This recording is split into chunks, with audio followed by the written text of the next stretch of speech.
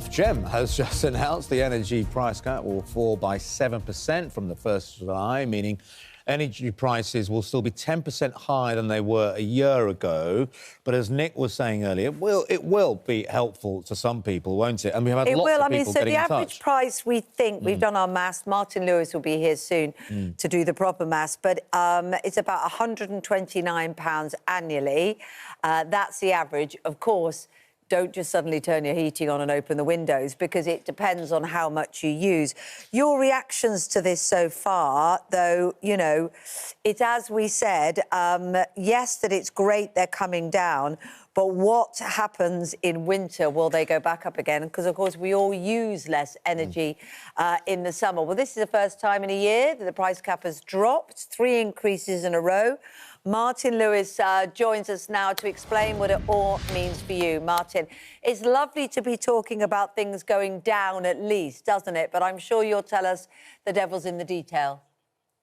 Well, yeah, look, the fall is welcome, but it's nothing to write home about. Let's remember it went up 10% in October, it went up 1% in January, it went up 6% in April, it's now going down 7%.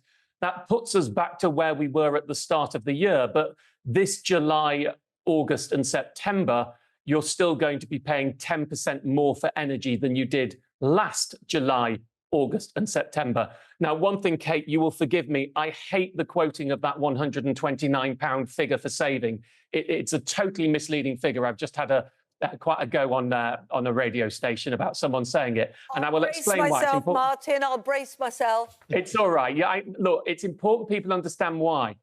Ofgem, for some bizarre reason, quotes this typical use figure, which is meaningless because nobody is actually average, right? Almost everyone is above average or below average on their use. But more importantly, the price cap only lasts 3 months. So to say you will save £129 a year, you can't save £129 a year because the price cap only lasts 3 months and it will move again in October. A far better way to explain to people what's happening is for every £100 you spend now on energy, you will on average be spending £93 from July onwards until the end of September. I can be slightly more detailed. What's actually happening is the standing charge for electricity is down 4.5%, the unit rate down 4.8%, the gas standing charge down 8.7%, the unit rate down 8.4%. So what it actually means is if you use gas and electricity, your fall will probably be slightly more than 7%. If you only have electricity, your fall will be slightly less than 7%. Yeah. Now, go on. No, Mark, I was just going to say, so people will be thinking, OK, this is OK for now. But later on in the year, when we have got to put our heating back on again, do you think that this price cap will continue to come down? Are we seeing a certain direction of travel now? I think the next cap will be due October time. Yeah, there's a cap in October, January and April are the next 3. So, based on the current predictions, now, these are based on worldwide economic factors, and there's a big orange fella in the White House who means things change a lot and predictions can change quite frequently and regularly in the world economy. We're currently expecting to see between no change and down 3 or 4% in October, so down a little, and then up a little bit in January and up a little bit the April after that. But the further out you go, the more crystal ball gazing it is. So, I mean, an easy way to sum that is it's going to come down in July and then probably stay roughly there over the next year. The most important thing I can say, though, is going down 7% in July. The cheapest fixes on the market available right now are 18% cheaper than the current price cap.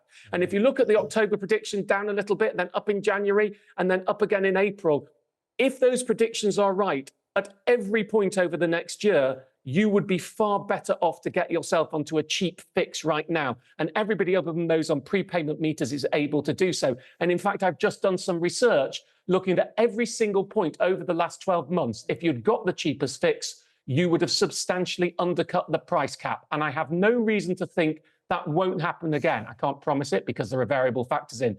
So my strong suggestion to people right now, you can save 80, if you're on the price cap, which 65% of people still are, you can save 18%, and that starts today, or probably 4 or 5 days later, rather than in July. It locks you into a set price and keeps you fixed over the next year. And it looks like that will be far better because ultimately the price cap is a pants cap. It was originally set up to be a backstop for the people who can't or are unable to fix and unable to get cheap deals. But during the energy crisis, it became the regulated price we all pay. And 65% of homes are still on it. It is a backstop tariff. If you're on your company's standard tariff, you're on the price cap. Everybody other than those on fixes or special tariffs, you're on the price cap, you're overpaying, get off the price cap, go onto a whole of market comparison site and find your cheapest fix. And on the huge balance of probabilities, you can never guarantee anything, that will save you substantially over the next year. Okay, and you do it for a year, would you? Or is that the only length of time you can fix for at this point? You can do it for longer. My difficulty is the longer you go, the more early exit penalties you pay. So if things did move so that you didn't want to be on the fix, it's tougher to get out. And also, the world is so uncertain. The predictions only go a year ahead at the moment. So once you start talking about what's going to happen to energy prices in 2 years, we just have no idea. So therefore, the risk of it being wrong is greater the longer you go. But if you really value price certainty, if you want to go, well, that seems a reasonable price, I'm happy to pay that, then lock in longer. Okay. Martin Lewis, as ever, thank you so much. I bet you're going to have a busy morning, but thank you so much for taking time. I don't feel that telling off was that bad, Martin. I'll take that. I did. You know I love you, Kate, so you get a lot of favours. Thank you. Thank you very much indeed.